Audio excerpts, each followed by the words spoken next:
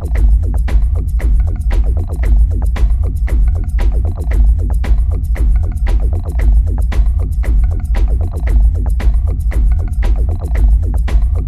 mercury silver fillings leak substantial amounts of mercury constantly. The amount increases with any kind of stimulation, and as a result, mercury from fillings produces the majority of human exposure to mercury. The International Academy of Oral Medicine and Toxicology is extremely concerned about the anecdotal claims of safety by manufacturers and dental trade associations that are at variance with the published peer-reviewed scientific evidence to the contrary. The precautionary principle requires action once the possibility of harm exists. It does not require proof beyond a shadow of a doubt that in the case of heavy metal and xenobiotic exposure is both nearly impossible and unnecessary, in our opinion. What you're seeing is mercury vapor coming off a 25-year-old silver amalgam filling in an extracted tooth. The background is a phosphorescent screen. The mercury vapor absorbs the fluorescent light, and you can see it as a shadow on the screen. This is mercury coming off a filling that was dipped in water that's the same temperature as the human body. This is a filling that was rubbed with a pencil eraser for just a few seconds. Like going to the hygienist and having her clean your teeth. These are not small amounts of mercury. If you can see it, it's more than 1,000 times higher than the Environmental Protection Agency will allow for the air that we breathe. What about the last time you went to the dentist and they drilled on your tooth? Here is the mercury vapor every time you raise the temperature to 110 degrees with hot coffee or warm water, or even chewed on it. Mercury comes off fillings every time you stimulate them, and that stimulation causes the mercury to continue to leak out of the fillings for an hour and a half, at a minimum. Some people grind their teeth. Some people chew gum. The dentist might send an old gold crown to the dental lab to be welded. How about the dental personnel? They're not being given informed consent. Back in 1985, the International Academy of Oral Medicine and Toxicology set out to determine the amount of mercury that was coming off fillings. And here's the graph, showing substantial quantities of mercury were measured coming off fillings, and then we estimated the total dose. Then we began animal experiments and put radioactive fillings in sheep. Mercury accumulated in the jaw, stomach, liver, and kidney of the sheep in just 30 days. Substantial quantities of mercury spread from the fillings to every organ in that sheep's body. This should be of concern for everyone. Then we measured that the sheep's kidneys dropped in their ability by 60% to clear inulin, an indication of kidney malfunction. Whole body imaging of monkeys found exactly the same thing.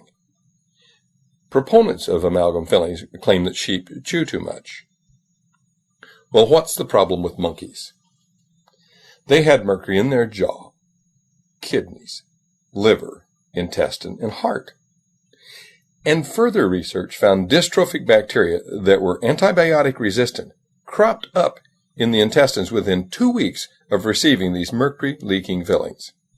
Further studies have found damage to the ADP ribosylation of brain neuron proteins. In response to the controversy, and at the request of the Federation of Experimental Scientists and Biologists, Drs. Fritzloh Scheider and Murray Vimy wrote an editorial, the first ever in FASEB, that point by point refuted the claims of the amalgam proponents. In 1991, the World Health Organization acknowledged that the predominant source of human exposure to mercury is from your fillings. That should be of concern to anyone wanting to have healthy children, because mercury is highly damaging to fetuses. Experiments in sheep showed that mercury from the sheep's fillings transferred immediately to the placenta, to the unborn fetus, and to every conceivable portion of the fetus's body. It even increased in the lamb higher after birth from mercury in the mother's milk. There's no such thing as a safe mercury filling. All mercury fillings leak mercury. The combined effect of mercury, cadmium, and lead is just now being investigated, but it's not 1-in-1. It's synergistic, and 1 and 1 may make 100 or even 1,000. Why is that of concern? Over and over again, we've heard that children are exposed to lead from our environment. Mercury in lead is many times more toxic than just mercury alone. These black, corroded, pitted mercury fillings are used where you must drill away a third of the tooth in order to fix a pinhead-sized cavity. Even if you love mercury, it's the wrong thing to do to the children. It leads to broken, diseased, root canal extracted teeth throughout the rest of the life.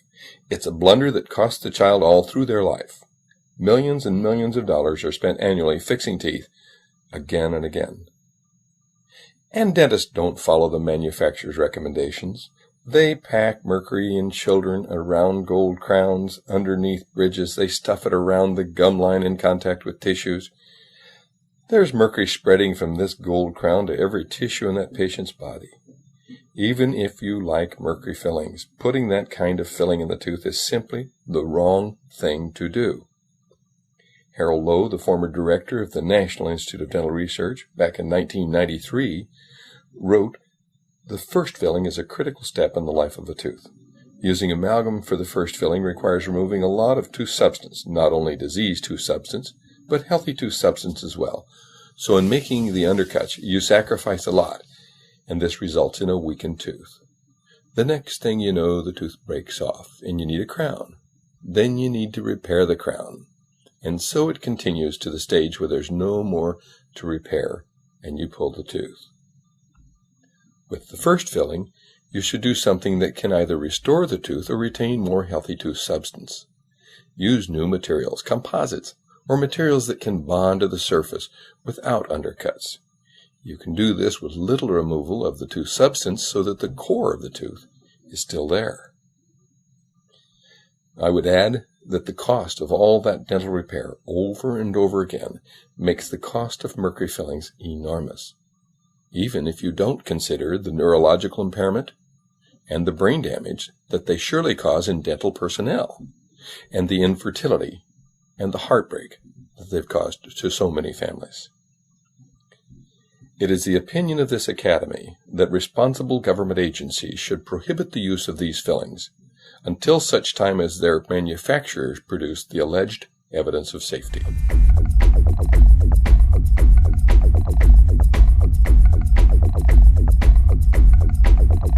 Show me the science.